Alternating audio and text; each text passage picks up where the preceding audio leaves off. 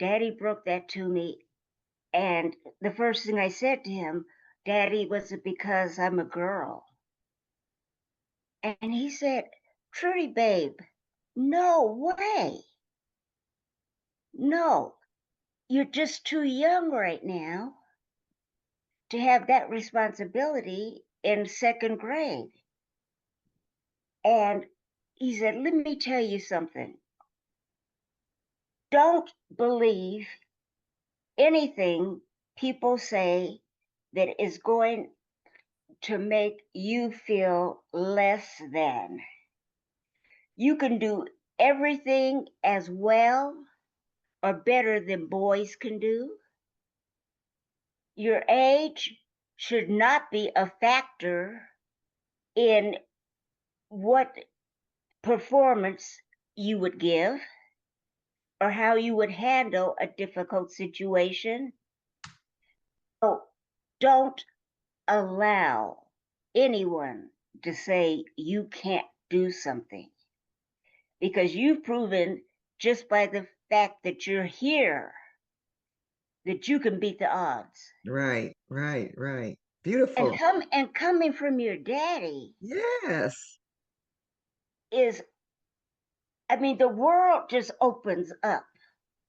It's yes. like, wow, he really sees me. He knows me.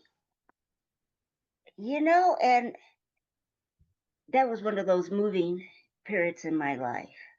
That was very moving. You're like a breath of fresh air, softly blowing spring through your hair, sunlight in the sky on your face, bringing joy and love to this place. Bring joy and love to this place in my heart. You bring joy and love to this place in my heart. You bring joy and love to this place in my heart. You bring joy and love to this place in my heart. Hello, I'm Carol B. Brown Jones, and welcome to GG United by Love, our home for practicing love in actions. That's with the S on the end. By choosing love in every action. GG stands for grandmothers and their girls, and that includes daughters, daughter in laws, granddaughters, grandsons too, your family and your friends. If you're here, you belong here, and you are welcome. This is where we gather to share stories, wisdom, and reflections about life, love, and legacy across generations. If this speaks to your heart, I invite you to subscribe here on Substack and stay connected with our community. I am glad you're here. Well, today I have a very special guest, and I am now identifying as an elder guide, which we are the ones who are helping our young people find their way. And today you're going to meet one of the beautiful elder guides that has an inspirational story that I want all our young girls and boys to hear and learn and purchase her book.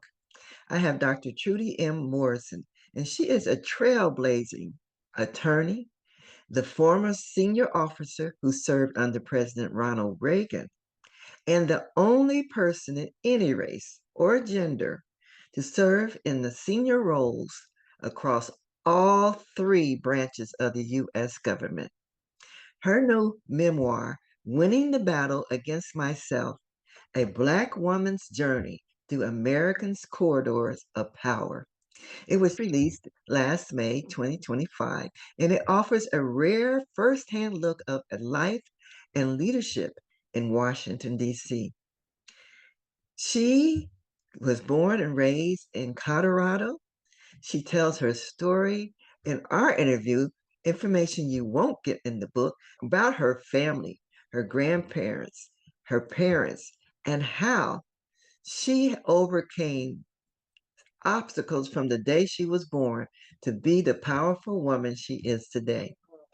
Dr. Trudy's story blends personal resilience with political insight, tracing her journey from the young child a girl growing up in the 1950s segregated Denver to a respected leader in the nation's capital.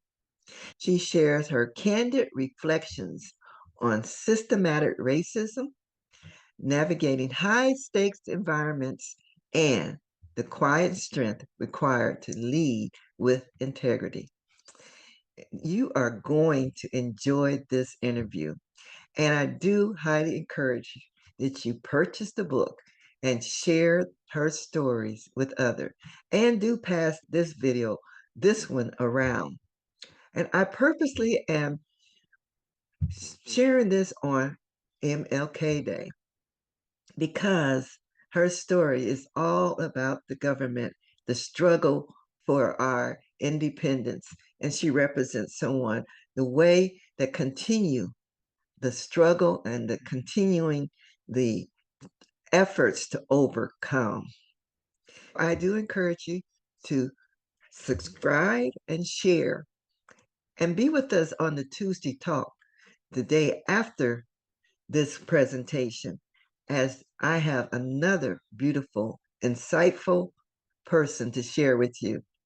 You'll get more of that on the end of this video, so make sure you don't turn it off too soon. So welcome, Dr. Trudi. Can I call you Dr. Trudi? You could call me Trudi. Okay, thank you, Trudi. Tell them a little bit about you, where you grew up and your childhood. Okay. Well, my name is Trudi Michelle Morrison. I grew up in Denver, Colorado. And I came from basically a renowned family. My grandfather was a very well-known musician. In fact, he ended up with the name coined Denver's Mr. Jazz or Mr. Music. I can't remember exactly, but I think it was Mr. Music. And he was able to put a band together, and the band was so outstanding, they got an invitation to go to Europe. And while there, they played a command performance for the King and Queen of England. I mean, think about this. We're talking about the 1920s, Mm, and a Black man in America who was invited over to England to the royal family to give a performance. I mean, that was totally unheard of. right. At that point in time, he was the first Black recording musician for Columbia Records. What's your And when he, grandfather's name? George Morrison Sr., George Morrison Sr. Okay. right? And we called him Big Daddy. But anyway, he was the first Black American to get a recording contract with Columbia Records. And when he came back from England after that huge success, the Victor phonograph company wanted him to come over and be a part of their organization. Well, Columbia said, no way. You're under contract to us, so you have to stay with us. So my grandfather recommended how he would say it, a white fella whose father had been his music teacher at one point, and the father's name was Wilberforce Whiteman, and his son, who was Big Daddy's friend, his name was Paul Whiteman. Paul Whiteman became a famous jazz band director, and his fame transcended the United States. It became international. Mm, And people started calling Big Daddy, my grandfather, the um the white, no, they were calling him the Black Paul Whiteman. Mm. Now, I hope I didn't confuse that too much, but the bottom line is he couldn't go over to the recording company he wanted, which was Victor Photographic Company, because he had a contract with Columbia. Right. And even with that, he recommended his violin teacher's son by the name of Paul Whiteman. Mm-hmm. And Paul Whiteman became so famous, they started calling my grandfather the Black Paul Whiteman. And Mm-hmm. there's some irony in there, Carol, because I mean, look at the last name, White Man. Yeah, right. But I won't even get into all that. But this is basically the family I grew up in. And Denver was so segregated at that point in time that any notable Black artist had to stay at my grandparents' home because all the downtown hotels were segregated. Mm-hmm. So we grew up getting to see Nat King Cole, Duke Ellington, Count Basie, U.B. Blake, Jelly Roll Martin, um, William Bojangles Robinson, and those are just some of the people off the top of my head that we got to meet. And of course, my sister and I were so little, but we do remember certain things. One that stands out in my mind immediately was Nat King Cole. And Big Daddy just called him, Nat Mm-hmm. Cole. His voice was so soft that from the dining room table to the living room, which wasn't that much space in my grandparents' home, but you couldn't even hear Nat Cole sing. So his voice was heavily amplified Mm. through all of his records. But the racism really did take its toll um, in the 20s. Everyone who was in a responsible position, elected or non elected, they were members of the Ku Klux Klan. Mm. And they resented my grandfather for building a little bungalow in an area that was predominantly white at that point in time. Um, and they resented all of the Black stars coming to his home as well. They burned his house down 3 times, My and goodness. trying to rebuild it when you have the construction department headed by the Klan. The Mayor Stapleton, was the head of the Ku Klux Klan. Mm. The fire department, wherever you went in leadership roles, they were members of the Klan. But Big Daddy never gave up. His neighbors, when the Klan burned a cross on their front yard, neighbors came to help put it out with shovels and dirt. So it really was a community effort to save my grandparents' home. Right. But it didn't deter Big Daddy at all. And what's a very important note I don't want to forget, in his band, he had a jazz singer. The jazz singer was my Aunt Hattie, who is known as Hattie McDaniel, Oh my gosh. the first Black woman to win an Oscar for Gone with the Wind. Yes. So our world is small. It's smaller than we think. Mm-hmm. But we stand on so many people's shoulders and so many Black women's shoulders. And most people didn't even know Aunt Hattie could sing. Oh, really? And let alone that she was in a band, but that's how she got her start in um in my grandparents um in Big Daddy's band. In fact, I'll get to it later, but I wrote a book and I have a picture in my book of my grandfather on the violin, his daughter, my aunt, on the piano.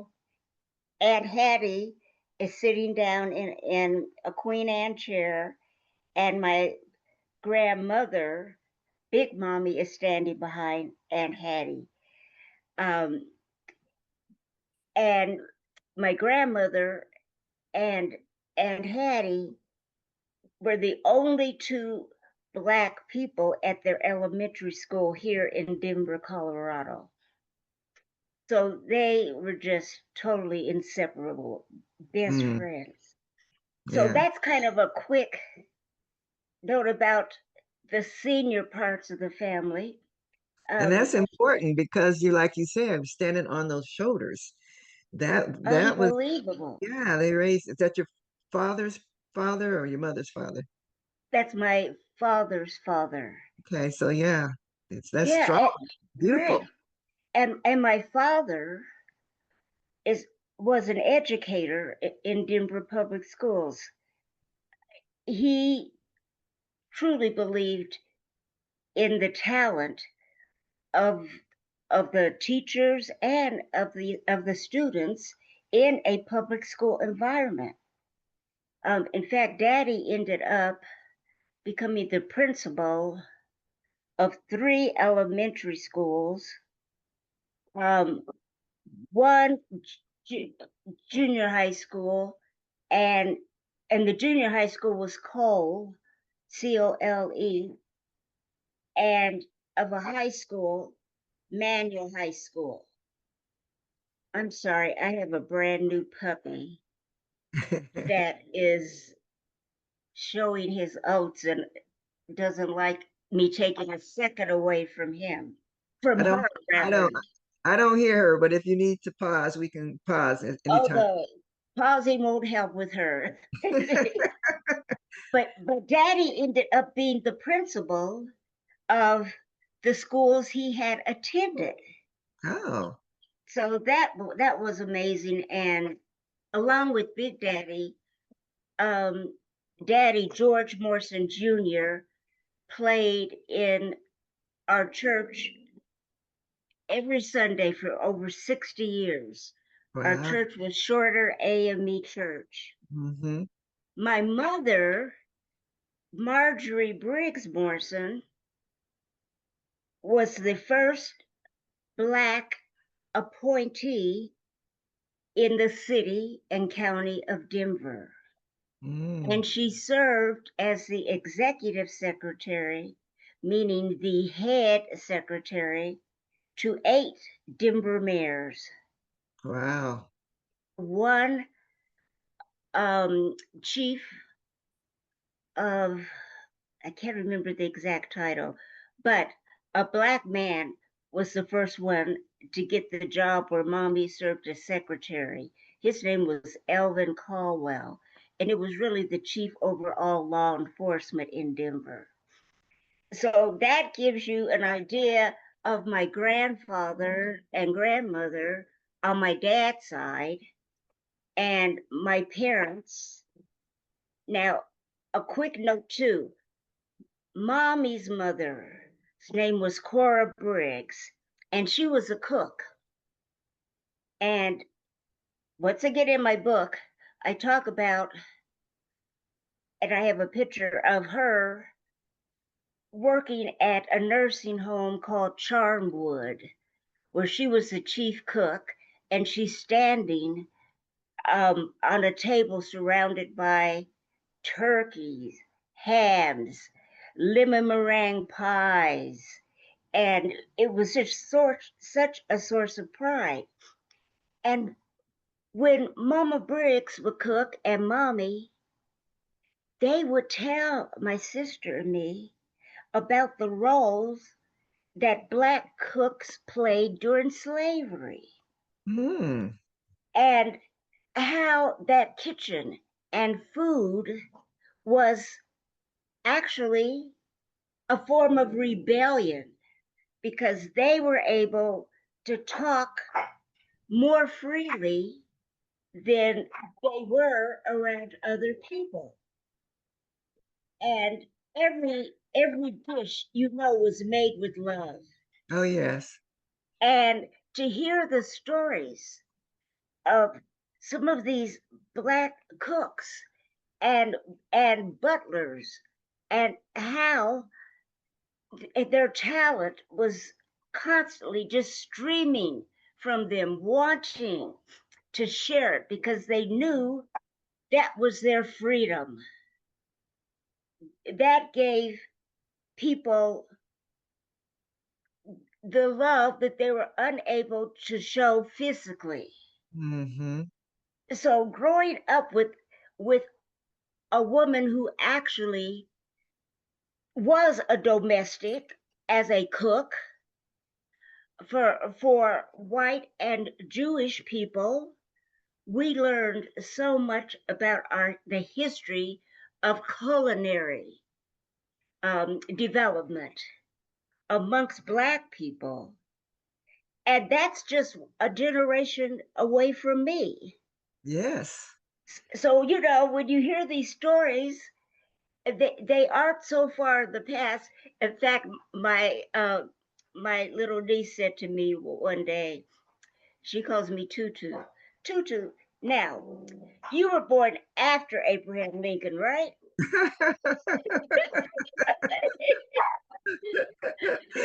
That's cute. So I said, yes, I was.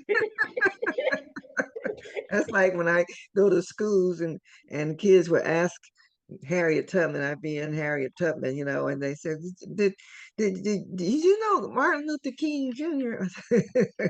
Two different times. But that's Yeah, beautiful. I just love that history and the fact that those women were living in their purpose of what they could do with love. I'm all about love in actions. And they put that mhm, love into their cooking and they shared that, the wisdom that they could pass along in the conversations. I love absolutely. that. And they also taught me a lot about forgiveness Mm, because that was part of their strength, you know. And I got that forgiveness from my grandfather too, burning his house down, just the inhumane acts that have been perpetrated against us as a race. But my knowledge personally of my mhm. grandparents and my parents, um, they taught me to forgive. Yes. And when we get to the book, there's a small part I want to read about how I've carried that forgiveness aspect throughout my life. Okay, so let's start with you now. Your Well, background. I was a very sickly child. I was born um, with only 7 months gestation period, Mm, so I came into the world as a very small preemie. But once again, I had an unbelievably strong mother. My father was a professor down at Paul Quinn, a historically Black college university in Waco, Texas. And my sister, my only sibling, my sister Vicky, and mommy rode a bus up to Denver in early July,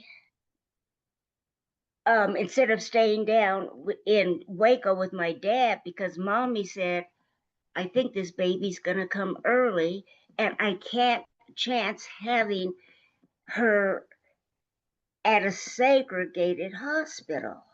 Mm. The black hospitals didn't have the same kind of equipment, the level of sanitation, the funding, I mean, everything that frightened my mother enough to say, George, my dad's name, I have to get back to Denver and have the baby where I had Vicky, my older sister, St. Luke's Hospital. I can't take a chance in these segregated black hospitals Mm-hmm. because I just don't feel good about it. So Daddy agreed that he would finish the year out and then come to Denver with Vicky and Mommy.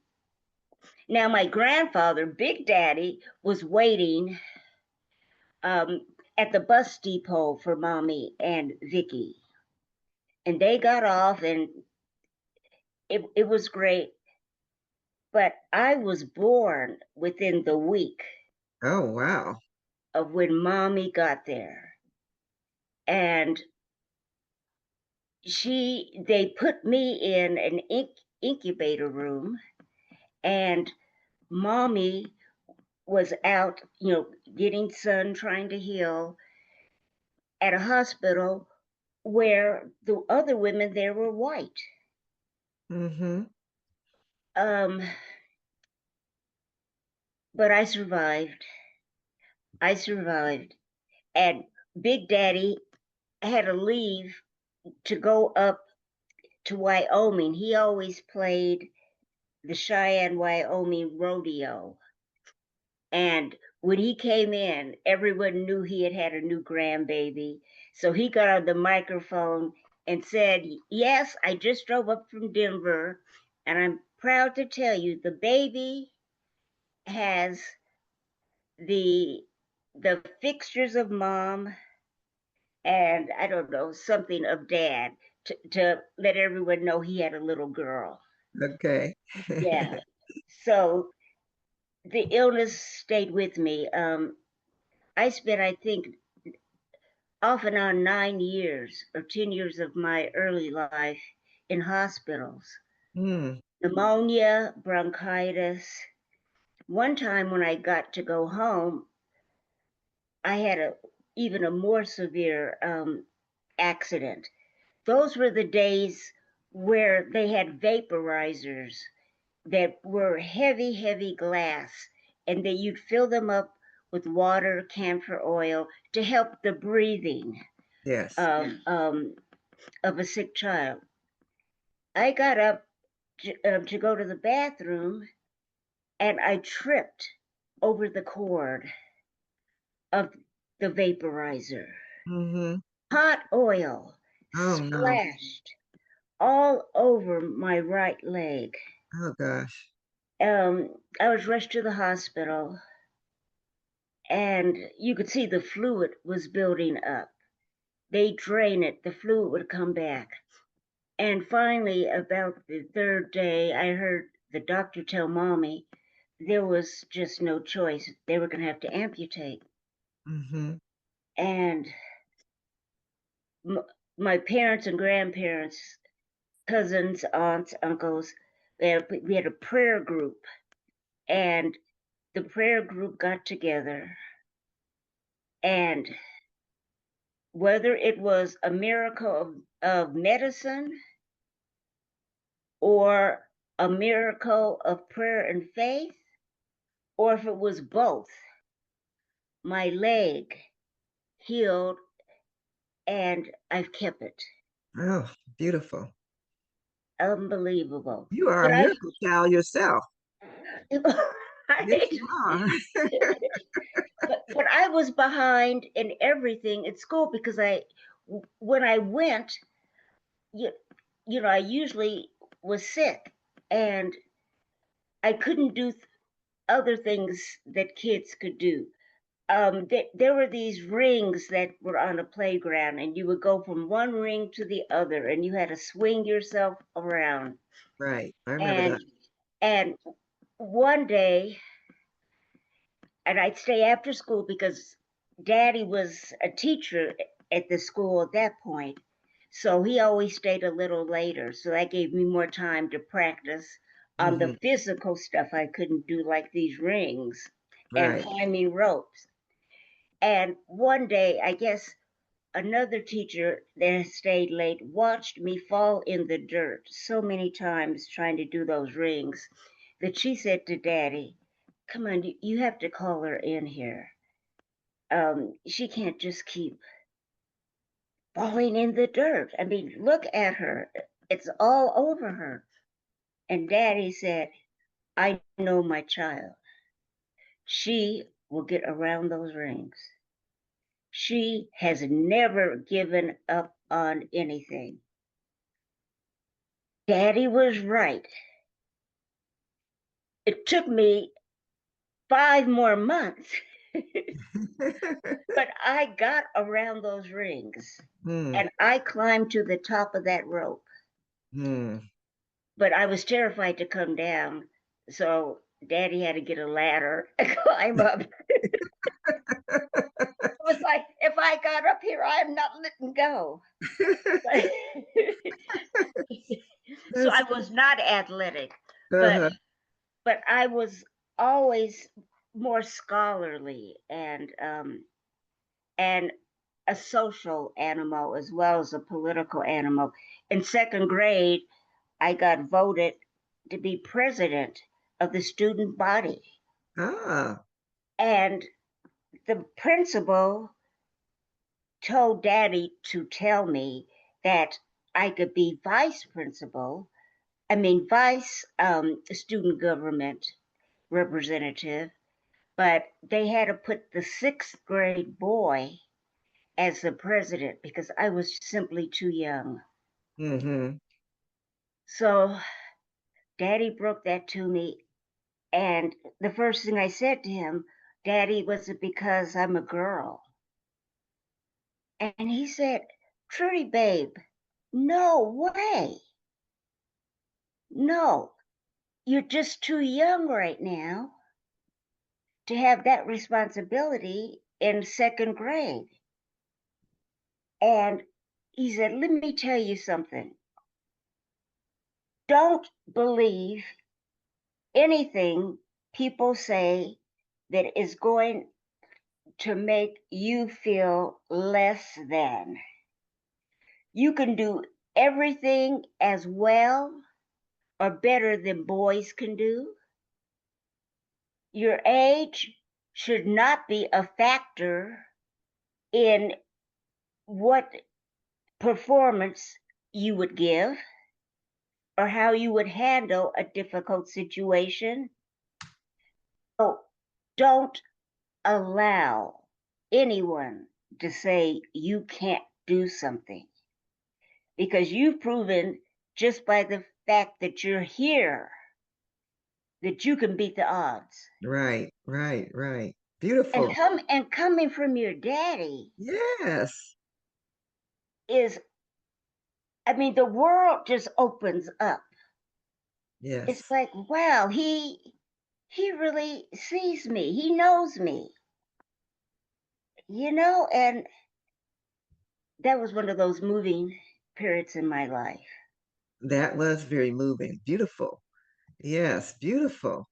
I mean, Well, I went on, and I was always in student council throughout junior high and high school. By the time I got to undergrad, I got elected as a student body representative, even at a university that had, oh, maybe 150 or less than 100 Black students, and there were 17,000 wow. students that attended Colorado State University. And not only being a student body elected official, I was elected the first Black homecoming queen that Colorado State University had. Wow. You are just a first. From birth to first. Yes, Beautiful. yes, but it for me it had nothing to do with beauty, like people always think a homecoming queen is about. This was the time, we're looking at 69, 70. Martin Luther King had been assassinated, Bobby Kennedy, well, of course, his brother JFK, Malcolm X. I was into politics, and I saw so many of my friends getting arrested for acts that they should not have been doing in so-called support of the movement. Prior to all of that, I was debating as to whether I was going to go into medicine or law. But by the time I got to CSU and got so involved in protesting, leading protests, medicine was out, law was in. Um, So you yeah, had thought about being a doctor at one time? You said yes, yeah, I had done a some doctor? pre-med. Mm-hmm. Yes, I had done some pre-med, but I knew that I needed to use the Constitution as a sword and a shield. Protect those who simply could not protect themselves and did not have a voice or even know how to begin to protect themselves. Right. So that juncture of time coming in to womanhood, young womanhood, at the same time as the civil rights movement was taking it, the Black Panthers, the women were burning their bras. I mean, all of that. It was a pivotal moment in my life. And I had been a supporter of Malcolm X. I liked his philosophy until I read Dr. King's letters from the Birmingham jail. And I understood what Dr. King was saying about the nonviolence participation, and reminded me of what my grandmother, Mommy's mother, used to say to me, Mama Briggs, because I was a fighter. I used to fight. When I was at school. I would fight. But she told me, Trudy Michelle, learn to use your head, not your fist, because your head is much stronger than anything your body is ever going to be able to put out. True.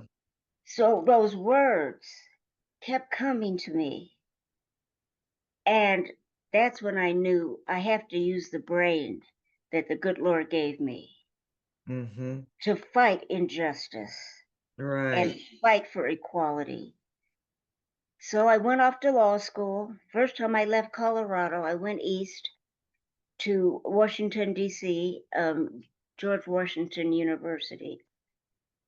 I hated law school. Oh, really? I was convinced from day one I was too stupid. I had no talent. I don't know how I had the intellect to get out of kindergarten. You know, it was just a nightmare. And to add salt in the wound, I was sitting outside GW one day, and this big limousine pulls up, and David Eisenhower gets out of the car. Now, he lived at the White House because he was married to Richard Nixon's daughter, and Richard Nixon was president. This is to kind of give you an idea of the kind of kids that went to the law school that I was in. Okay, yes. They were kids that were 3, 4 generations of lawyers in their family. They discussed law over dinner. Right. And here I am coming from the West, where everyone thought I was a cowgirl, and the only questions I got was, "Do you know how to ride a horse?" Uh-huh. It's it was it was quite a challenge, and I must say, I graduated from law school solely by the grace of God. But He that's had all you a need. purpose for me. That's That all you need is. is the grace of God.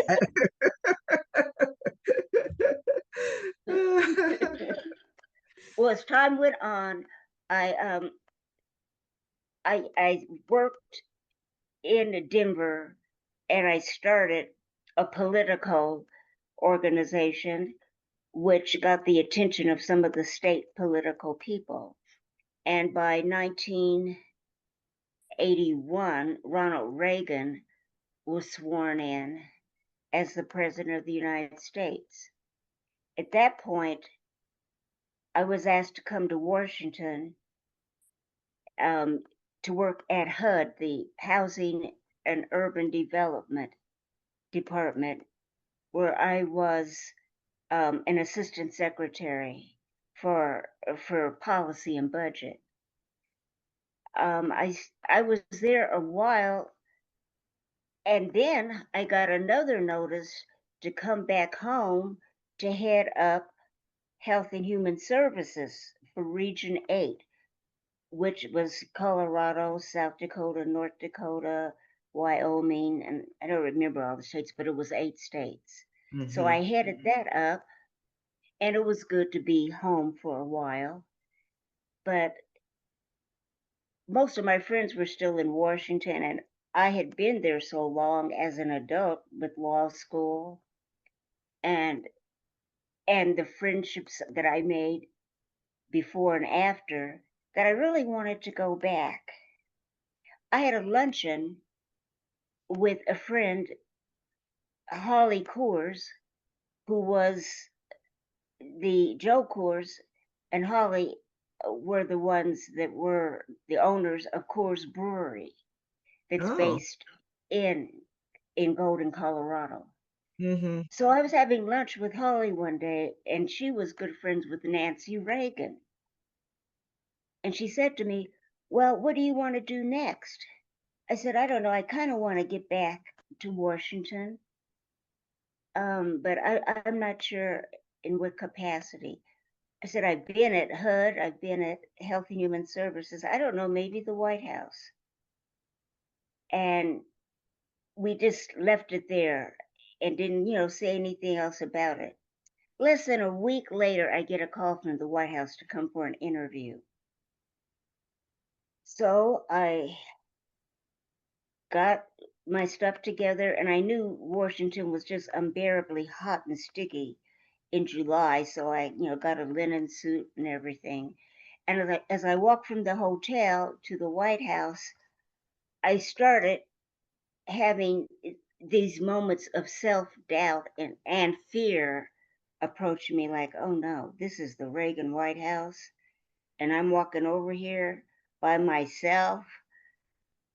I got to the gate, and my nerves were just taking over. And I was sure my name wasn't on the entry list. In fact, in my mind, I saw myself being thrown to the ground and them doing a full body cavity search. So, Had that picture in your mind. so I got through that part. They let me in the gate, and I had to walk down some steps. And Carol, my footfalls sounded like my feet were about a size 15. I could hear every step. And then they put me in this waiting room, and I sat in one of the chairs, and everything was so old, I sunk down in the chair. Hmm. And then it dawned on me, this is probably some historic furniture or something. But for me, I said, I'm not going to be able to get out of this chair. Let me just stand up. so, so the guard or someone came and got me. I still didn't know where I was going and who I was meeting with, but he took me to a woman's office named Faith Whittlesey. And she said hello and was just nervous, moving things on her desk. And she she didn't really ask me anything. She didn't even look up. She was so preoccupied that, I was like, well, maybe I just need to leave. Suddenly she pops up and says, come on, we need to hurry up.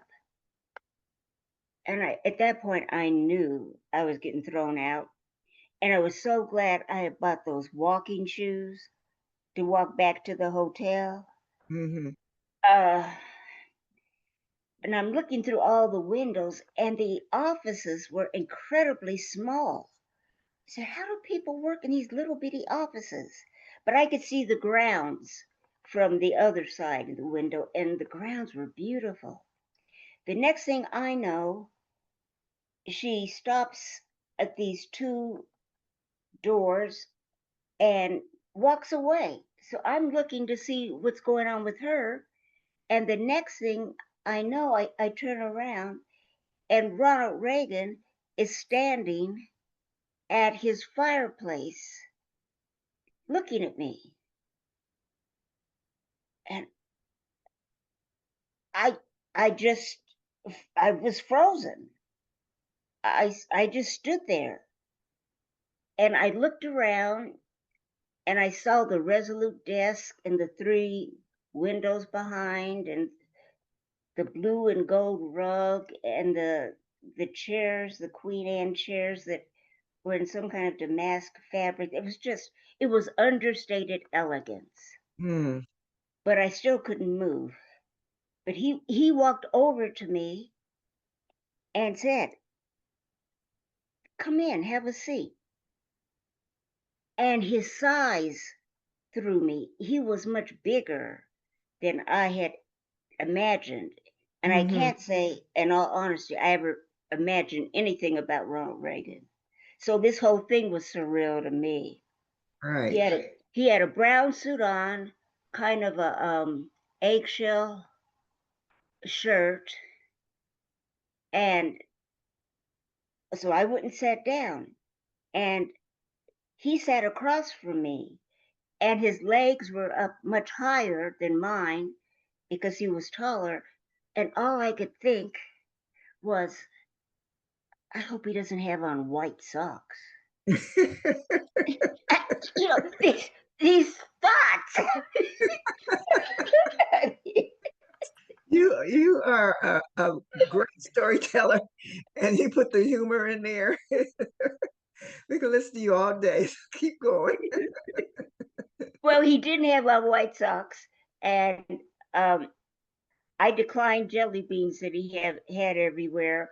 But when I left, I just stood on the bricks of the building, and I knew that I had had an extraordinary moment in an ordinary day.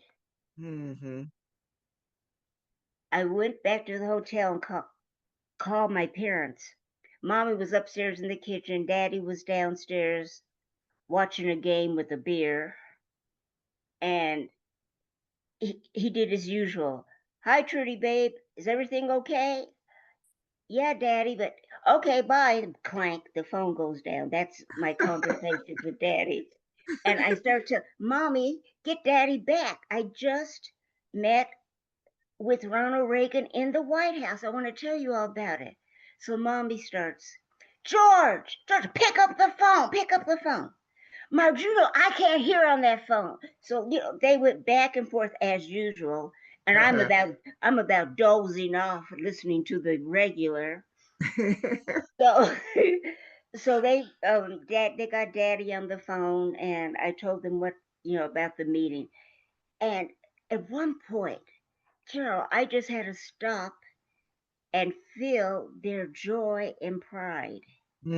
Yes, I'm You sure. know, they it came through the phone over 1,600 miles. It was Mm. that palpable. Yes. And then Daddy asked me, "What are you going to do?" And I said, "I don't know." They haven't told me that much, Uh-huh. and which they hadn't. But I did start shortly after that, and I talk about this in my book.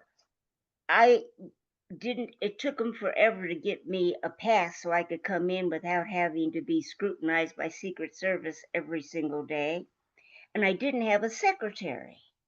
What was your So position? I became the Associate Director of the White House Office of Public Liaison and Director of the President's 50 States Project. That looked at discriminatory language and laws and regulations and statutes in state laws. Mm, It was what was labeled the threat, or I don't know if threat's right, but people hated it because it was opposite of the Equal Rights Amendment. mm, Reagan wanted the states to heal all that discriminatory language, which I found mostly it was against women, of course, in insurance, which is another whole thing because I wrote a report on it. But I was to travel to the 50 states. In a year and a few months, I got to 38 states. Um, I had some really harsh times. One was in Salt Lake City, Utah. And at that point, blacks were not allowed to be in the priesthood. It was the Mormon church. And interestingly enough, BYU, Brigham Young University, was the university I had started all the protests against when they played Colorado State University when I mm. was in undergraduate school. So now here it is years later, and I'm back in Salt Lake City, Utah, the place I protested, and the cab driver drops me off at what was supposed to be the governor's mansion, who was hosting a reception in my honor. Now, I had my Sunday go to meeting clothes on, my heels, and I'm around all these fine manicured mansions and just, but I'm looking and there were so few lights on. So I start walking up to some of these mansions, looking in windows to see where are the people. It never dawned on me that I'm a black girl in Utah dressed up looking in white folks' mansions windows. Right. So, so finally, about three mansions down, um, a man came to the door and I explained what had happened. He said, "Come on in. We have to get to the bottom of this." Well, I called the White House, and meanwhile, he had called the local police and everything. They found the cab driver who referred to me using the N word, and he was fired on the spot. Mm, Yeah. But it was a terrifying experience, but it gave me a chance to meet some more of the movers and shakers that were in the Senate and in the House of Representatives, because everyone converged when they found out I was the highest ranked black woman in the White House. And wow. and I'm left in Salt Lake City, Utah, Mormon country, with a cab driver who called me the N word. Mm-hmm. It couldn't they couldn't let that out. Yeah, right. That was beyond the pale. Right. But I have several experiences like that one, I did want to share about the idea of forgiveness. Yes, thank you. I was going to ask you. So, are these stories in your book? Some of them, Mm-hmm. the one about Utah is. Okay. Yeah, Okay. but a lot of the stuff about me growing up, no, I don't think. I think the editor cut some of that out, but Okay. Well, we had a bonus here to find out that oh yeah, backstory. yeah. That's great. So, But tell us what you want to but share. can I tell you this one part? Oh, please do. Read this one part. I'll do it quickly. No, take your time. Where I had it marked.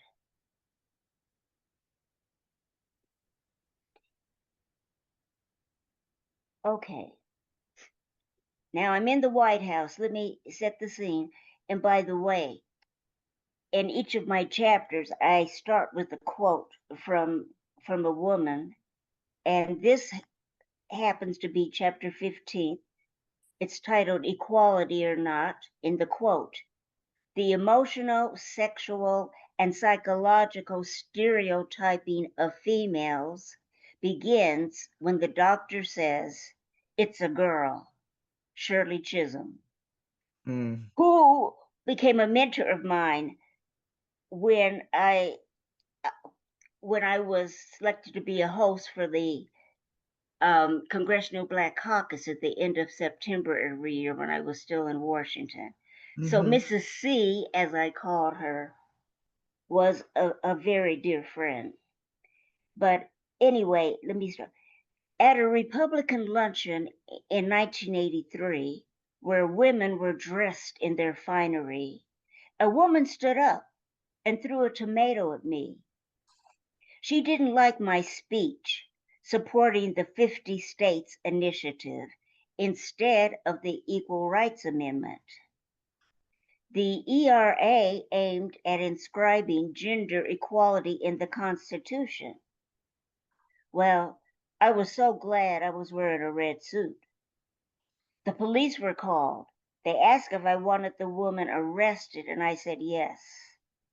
At the end of my speech, the police asked, did I want to press charges? I declined. I didn't want the woman to suffer. Maybe it would be more instructive to learn that you don't attack the messenger bringing news of a policy you disagree with. Perhaps you would learn to be more open minded. I thought forgiveness was the way to go. The police released her, and the woman wrote me a letter of regret and apology. The letter included, quote, as a woman, I know what you go through as a Black woman, end quote. Until that sentence, I believed the episode was solely about policy. But no, it's always about race. In essence, she said, my racial oppression is no different from her gender oppression, so she can't be racist or sexist. I saw another dichotomy. Would she have felt comfortable throwing a projectile at a white woman representing policies she didn't like? Maybe, maybe not. Okay. Right. But that tells you, even when we take the high road Yes. and we remember the lessons our forebears taught us and we live those lessons, Yes. you're still taken advantage of. Yes. And that's one thing I want and hope I've made very clear in my book. By any standards, I have surpassed men, women, white, black, whatever, to break barriers in the White House, then in the Senate, as the first woman and the first Black officer of the United States Senate. Then in the third branch of government, the judiciary, as the chief trainer of law clerks and judges. Judges don't just come to Washington because they know how to be judges. Someone has to show them and teach them what being a judge means. Mm-hmm. You have an entire staff you're responsible for. When you were in private practice, that wasn't the case. There are employment laws that are in place. And by the way, I explain in my book, I put the laws for the third branch of government into effect. Wow. The judiciary was not covered. They exempted themselves from employment laws. Mm.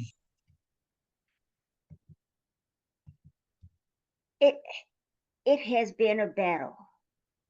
I just can imagine what you had to go through to be in those positions where they had to listen to you. Right. When I went to the Senate, there were officers who had been there 35 years. They had never probably seen a Black woman. And then I'm their boss. Yeah. See, I told you were a miracle baby. Yeah, You were I must you have were meant been. to be here. Yes, definitely, definitely. And can you imagine the egos of these federal judges, or soon to be? At least they were nominated and recently confirmed, but they had to go through this process. Mm-hmm. When I walked to the room, mouths would drop first probably because I was Black first, and then a female. I never know which order it is in. You probably And got it then, right there. right. And then I I was attractive. So Uh-huh. that means I must have been stupid. Mm. Black female pretty? Oh Mm. no. Mm-hmm. What is she gonna tell us? Mm-hmm. So I spent the first 20 minutes, and I know this because I started timing how long it took me to get their attention. But for 20 minutes, they would throw hardball legal questions at me, administrative nuances. What they didn't know is that was my strong suit. Mm. They came at me with my strong suit, my brain. All right. If they had come any other way, they could have won the game that they made up and they were playing. Mm-hmm. But they made the biggest mistake that has been made about me all my life. They underestimated me. Right. And Trudi was not having it. Oh no. Oh no. Oh no. Tell us more about your book because we want people to go out and buy it. Winning the Battle Against Myself. Now, you got a very unique cover. Tell me a little bit about the cover. What they did and what I wanted them to do, they took a photo of my face, Mm, and I wanted what I've lived to show on my face.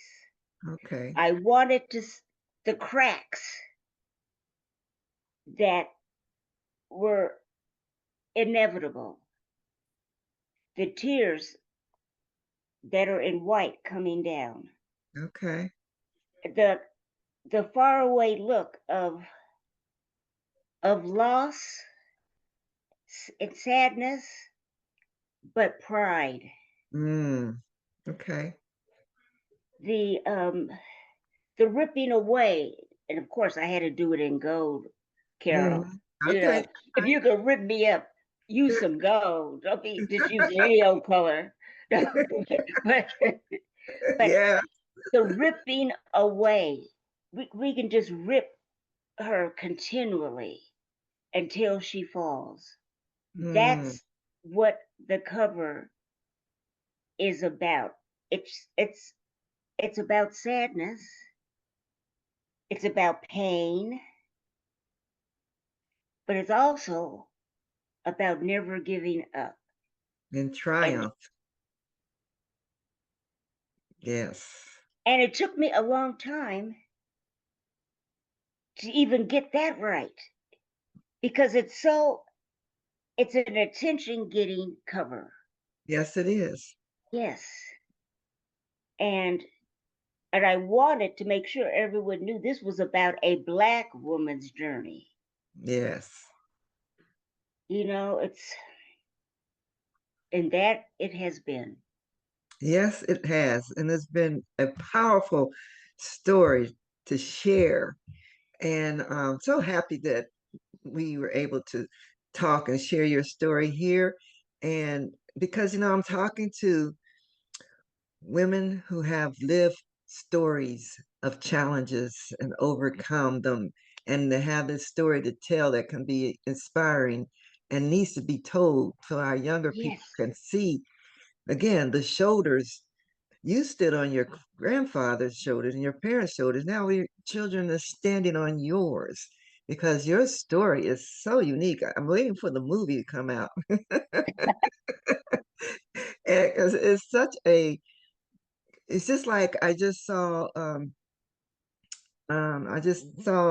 documentary on did you see Sarah's Oil? Have you seen Sarah's Oil? Yes. Yes. Yes. Those are Yes. stories we don't know about. And but you're in a modern time of a See? black woman Right. having to deal with this political environment and the prejudices. And you're living today, right now. Right. Exactly. And that's what's so important. You know, I have I had to realize my truth because as you're going through all of this, you have to have moral guidance that is embedded in your soul. Mm-hmm. But you don't have a chance to categorize everything because it's happening so fast. But I hope that realizing my truth can help other young black girls realize theirs Yes. and accept it.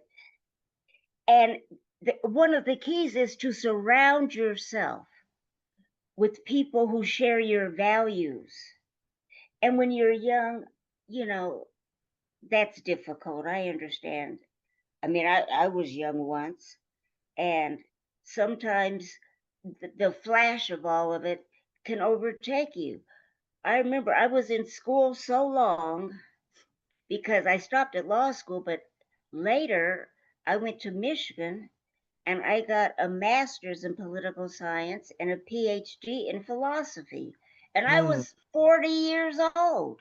mm, You never stop learning. right. And you surround yourself with people who support you and let you be who you truly are. Yes. That's the key. To be your Hmm. unique, yourself. That's who we came to be, your unique self, with the gifts that you brought with you. And you brought some beautiful ones. Well, one thing is, I don't know if it will always be true, but I knew with the judges, they had to have degrees, a bachelor's and a law degree. But in order to get their attention, I had to have more degrees than the white men. Mm-hmm. I have four Mm-hmm. bachelor's, Mm-hmm. law, master's, and PhDs. That alone got their attention. That wait, she isn't just the pretty brown girl. Mm-hmm. She may actually know something. Right. But that's a battle that I don't see ending anytime in the near future. You're But right. we have a challenge as black women. We have to get our black boys out of high school. Yes. We can't start trying to build a pool of law clerks because that's a stepping stone to being a judge. If you can't get them out of high school, then you got to get them into undergraduate, out of undergraduate, into a professional school.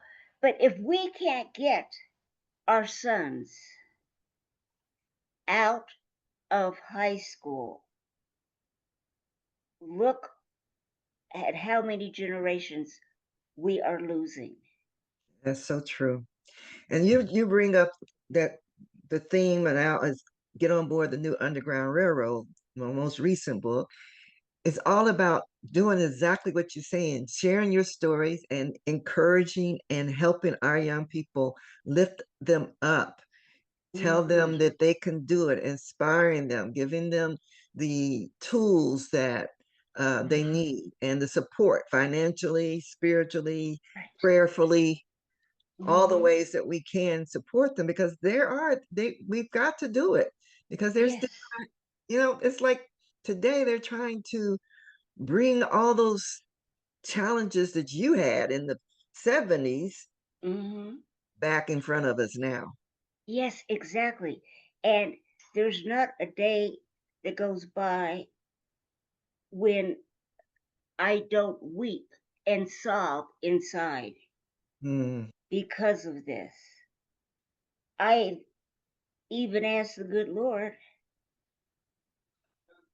why did you have me break all these barriers and take the trauma that you saved me from by letting me live as a sickly girl?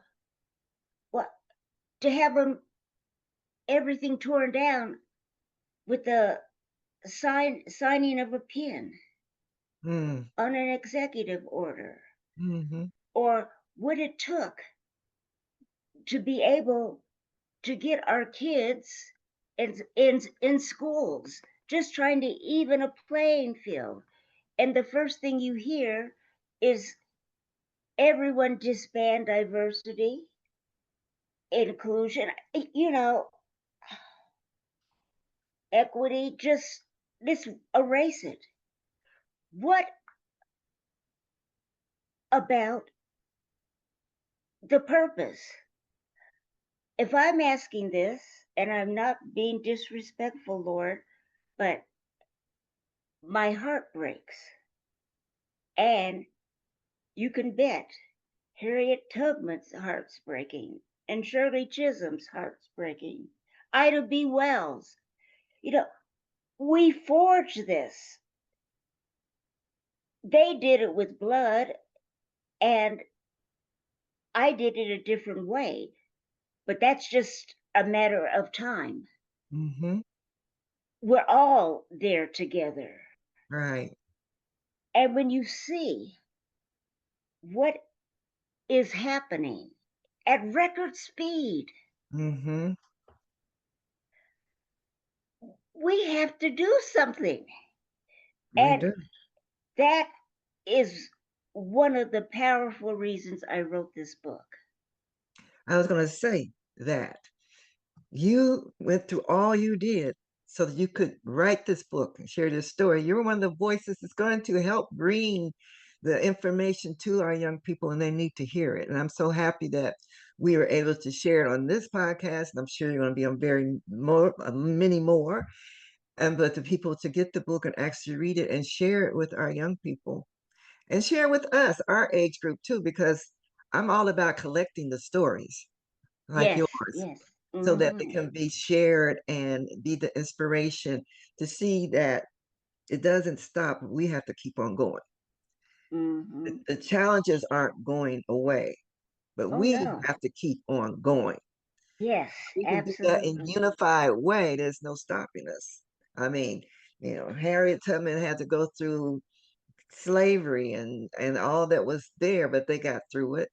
And then using Shirley Chisholm, she was the first black Mhm. congressman. Was she the Yes, first woman congressman too? The first, yes. yeah, And the Congressional Black Caucus, which she formed, would not support her bid for president. right. okay, this is, you formed this organization, and when you need them most, Mm-hmm. they turn their back on her. Mm-hmm. And that's why I'm bringing women in our age group together because we've lived it and we know Yes, that we can yes, get through this and we know we have to depend on each other to make it happen. And we will do it. exactly, We will do it. exactly. Yeah. Well, Well, Trudy, it's well, so well, beautiful. in closing, so in my book, I just wanted to hear this because Okay. this is my little black niece. One day, my great niece Zoe said to me, "Tutu, you used to be president, and now you take orders from a 5-year-old out of the mouth of babes."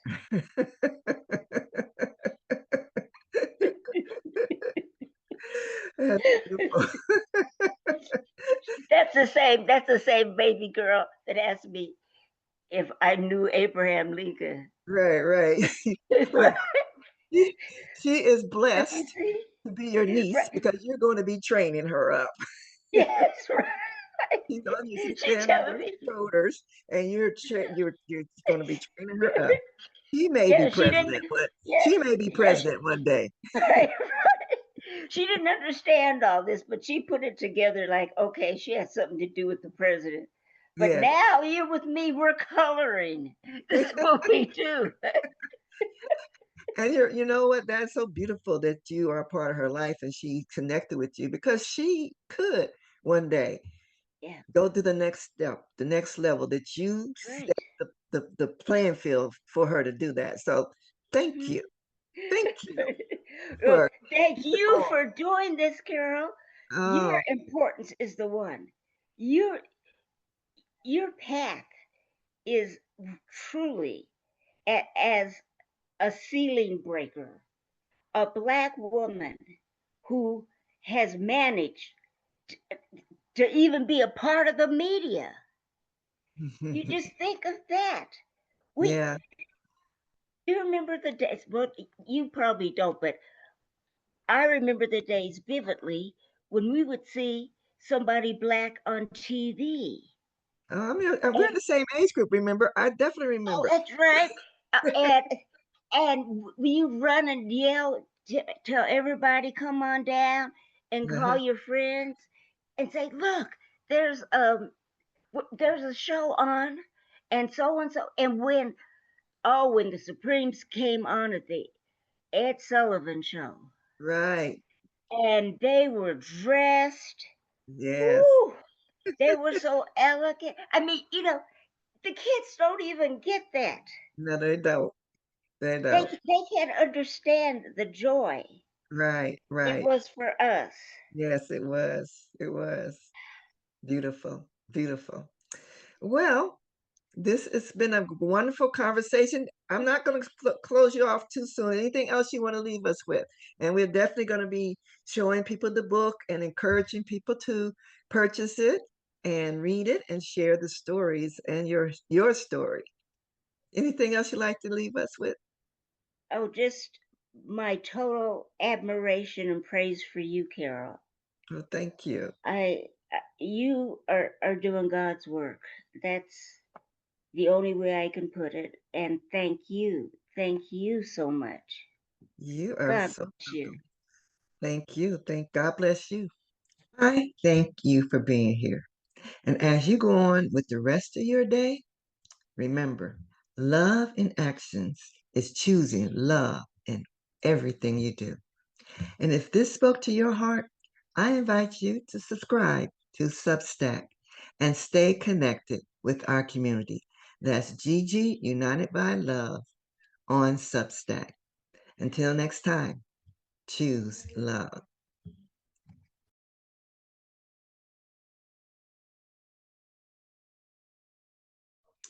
Hi, I like to remind you about Tuesday Talk. And this coming week is very special. Talk to someone who knew Reverend Martin Luther King Jr.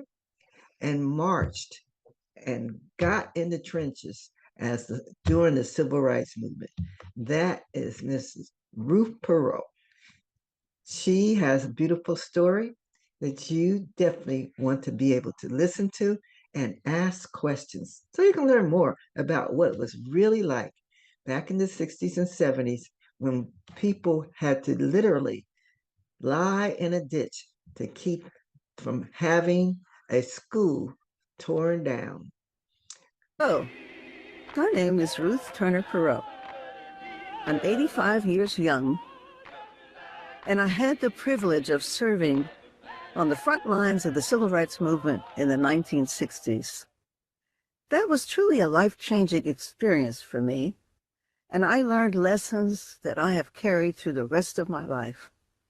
Some of those lessons I was able to use in building a health empowerment movement that gave tools to our brothers and sisters to help them take charge of their health and stand tall when they entered the healthcare system. So I know these lessons work. I also know that given where we are now, facing truly perilous times, that these are lessons that can help us face what we're dealing with. Quite a story you want to hear. So join me Tuesday Talk, 6 p.m. Pacific Time on Zoom. And this one is open to everyone. It's a special event, so anyone with the link can come in and join us.